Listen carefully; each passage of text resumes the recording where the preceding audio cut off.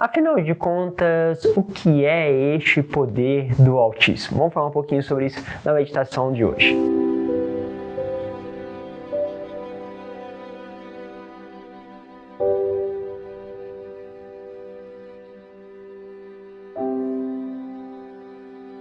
Em nome do Pai, do Filho e do Espírito Santo. Amém. Hoje queremos olhar justamente para este dom que nós recebemos a partir da anunciação de São Gabriel a Maria. Por isso, vamos entrar no mistério deste grande anúncio que o Senhor tem para nós. Por isso, eu quero que você pegue aí a palavra que está no Evangelho de São Lucas, versículo 26 ao 38, no capítulo 1. Diz assim: Naquele tempo, o anjo Gabriel foi enviado por Deus a uma cidade da Galileia chamada Nazaré, a uma virgem prometida em casamento a um homem chamado José. Ele era descendente de Davi e o nome da virgem era Maria.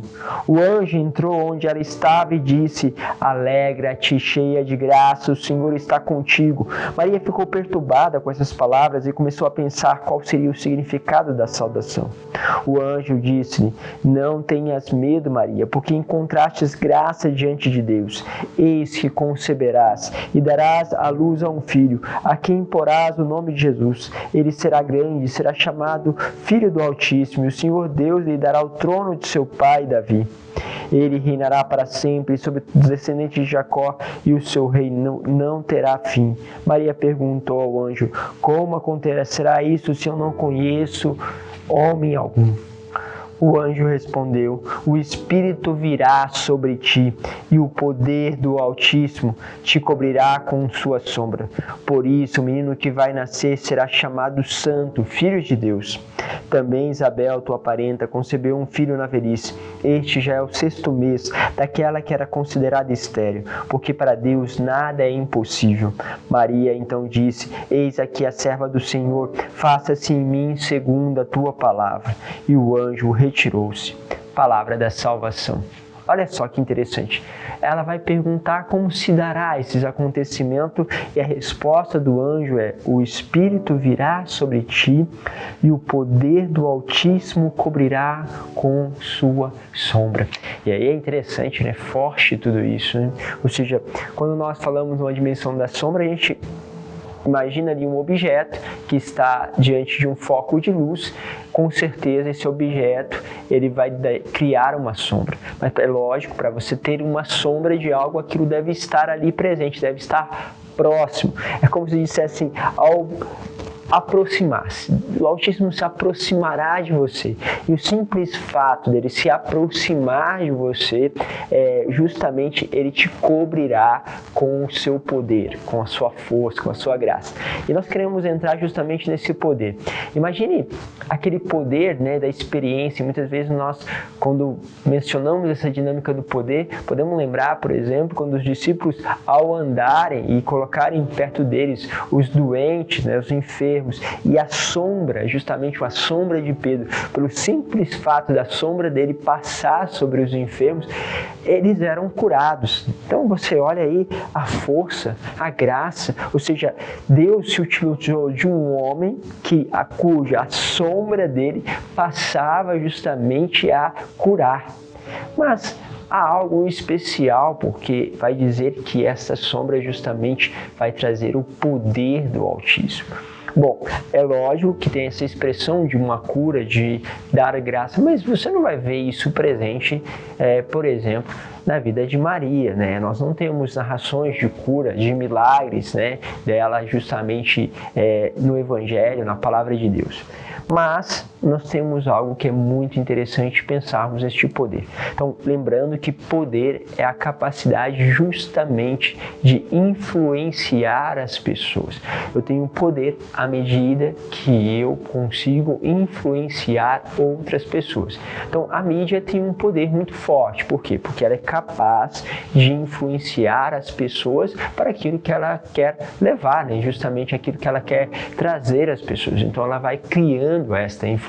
Quanto maior esta influência, maior é o poder. Antigamente nós falávamos do poder através do dinheiro, do recurso. Sim, você pode ter poder, ou seja, influenciar as pessoas à medida que você você dá dinheiro, né? Você fala, olha, faz isso aqui para mim e eu te pago isso. Então o que você está fazendo? Você tem um poder, que é o dinheiro, que é capaz de influenciar as pessoas a obedecerem um propósito, uma coisa que você deseja. Então você com dinheiro pode comprar, entre aspas, aí a influência sobre as pessoas. Bom, mas este poder de Deus tem uma outra dinâmica.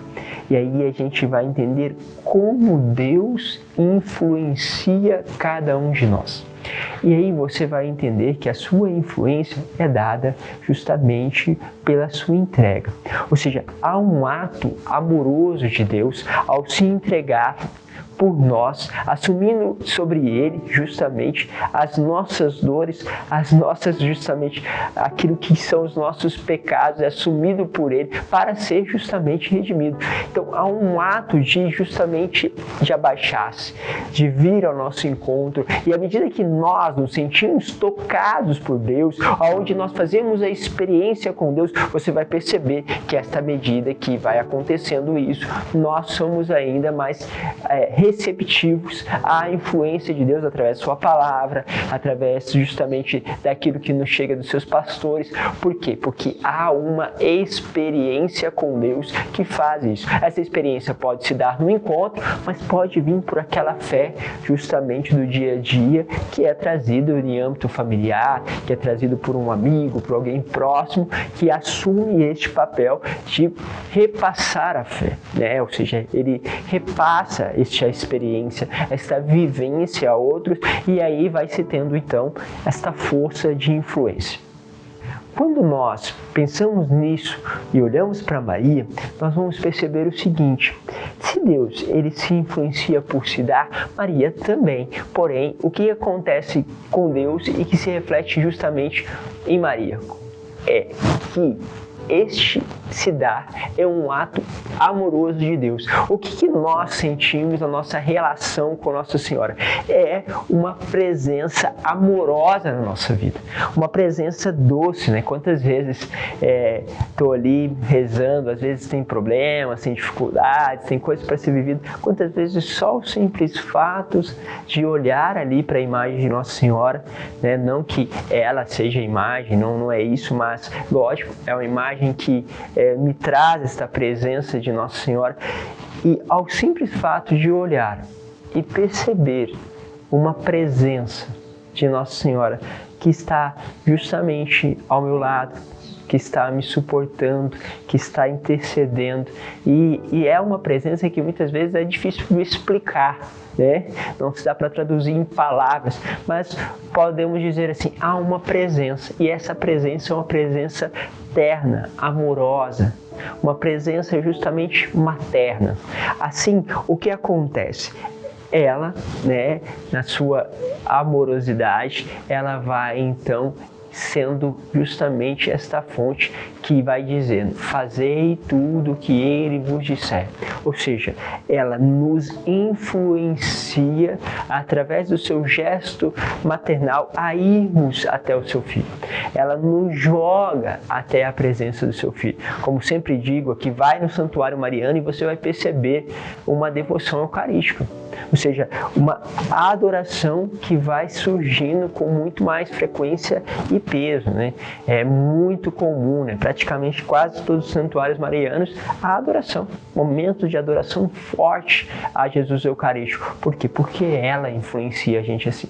O que fica de tudo isso para nós? Que se nós nos deixarmos cobrir por este poder, nos deixarmos nos influenciar, deixarmos que justamente esse amor de Deus se enraize em nós, a consequência é que nós passaremos também a influenciar e a exercer este poder de graça, né? Talvez não como Pedro, mas ao exercer um poder, por exemplo, de maternal, paternal, a consequência também é curar as pessoas. Também é uma manifestação de Deus. O que falta, então, é muitas vezes nós entendemos esta lógica de entrarmos nesta dinâmica do poder de Deus, que é justamente o amor.